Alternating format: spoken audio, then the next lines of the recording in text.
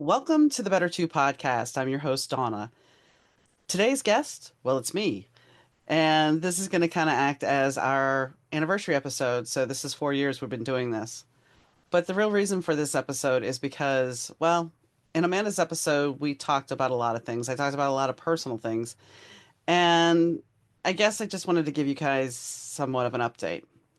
So, firstly, I wanted to talk about my dad, the dad situation, because in that episode, I talked about how I didn't think my dad would be there. And my dad has actually, with the cancer diagnosis, granted, he has not come up here to see me, and that's okay.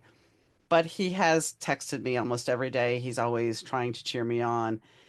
And he actually, it's kind of funny because sometimes we get exactly what we need. And he has done that.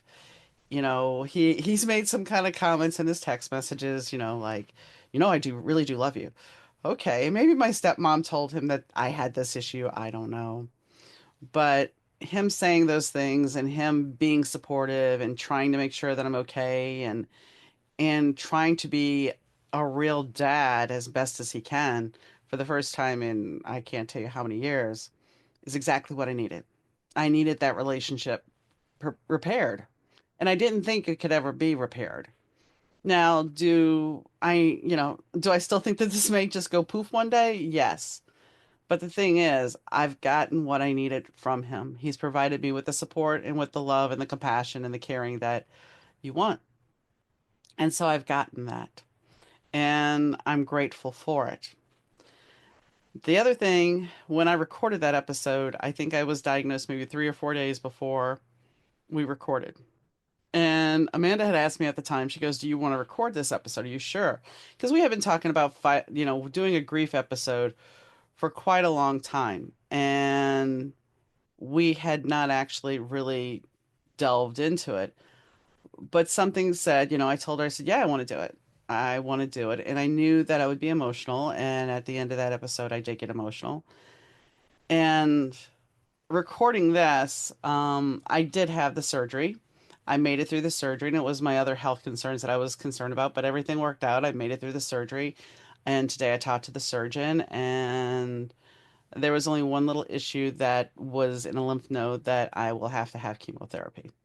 So part of the reason I guess I'm recording this too is because I know that some of you guys are curious about what happened, and these are the facts. So I will have to have chemotherapy, and chemotherapy, it's not that, I mean, I shouldn't say it's not that big a deal because I have not been through it, but my dose, from what I understand, I'm gonna have to go once every 3 weeks for six treatments. So it could be a lot worse. So I know that that is minor. And yes, of course, there could be the hair loss, but it's not all that great anyway. So does that mean I'm going to stop doing this? No, it doesn't. And so if suddenly, you log into the podcast and you're watching on YouTube or whatever, and I'm wearing a scarf or my hair is even less than it is now, you know why? Because chemo has taken it. And that's okay because honestly, if it means me living, that's more important than the vanity of my hair. The hair will eventually grow back, maybe. And if it doesn't, it doesn't. Then I deal with it. But I'd rather be able to live my life. And is it 100% guarantee that the cancer won't come back? No. Is it a partial guarantee, a 75% chance that it won't come back? Yes. So that in itself is a blessing. So those are the things I really wanted to cover. And I mean, it's going to be a battle. And I'm okay with that. I'm willing to keep going. And I had just finished a podcast and I was talking to a gentleman and he said to me, he goes, "Well, I think you found your purpose." And part of that purpose is this, is doing the podcast. So some of you guys might think it's too much information and I apologize, but I felt that I wanted clarification because in the past 3 months or 2 months, some of that stuff in that episode has changed a bit. But let's get on to some fun stuff. So, coming up, you're gonna be like, okay. So it'll be a while before you see me without any hair because I have a bunch of podcasts already done that we are gonna be putting out. And the first, next week we have Sherry Rowe, And I'm also putting out an episode by Michael John Ferrari. Both of them are singers. Sherry has been on the show before. She is an absolute delight.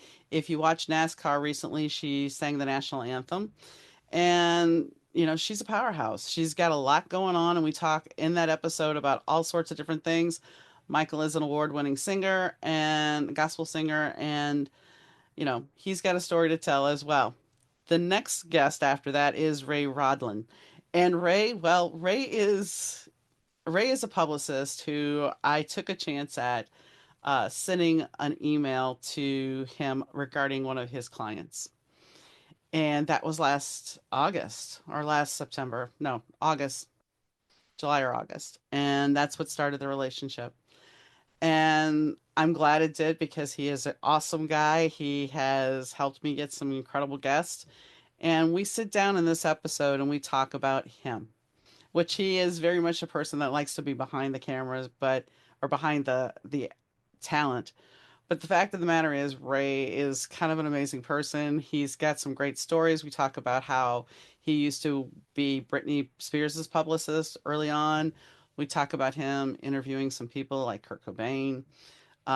We talk about his love for U2 and how he has a wonderful U2 story about when he was the um, the publicist for PJ Harvey and some concert tickets.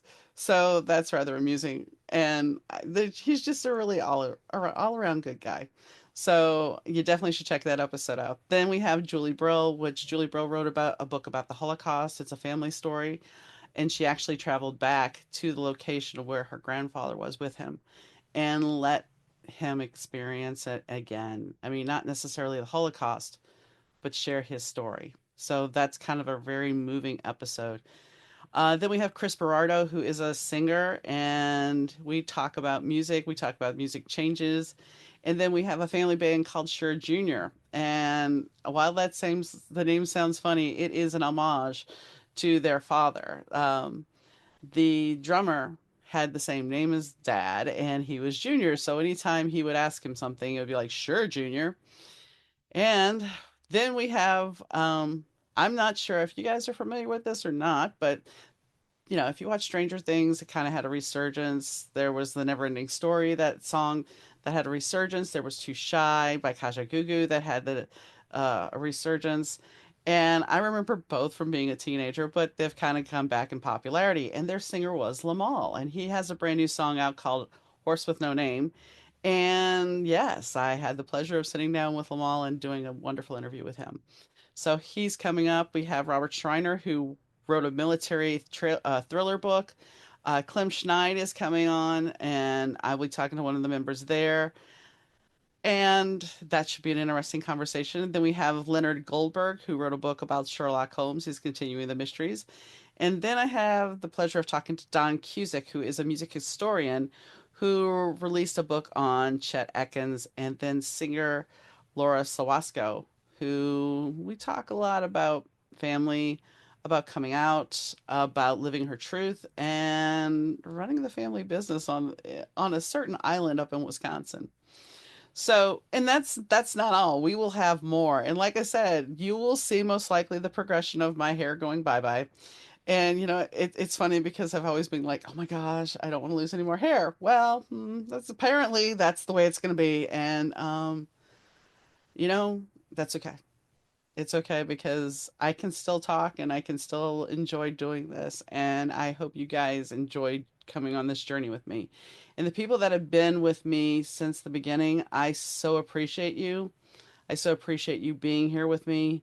And I thank you for being here with me. And the new people that have joined, hi, welcome, and come on down and join the party.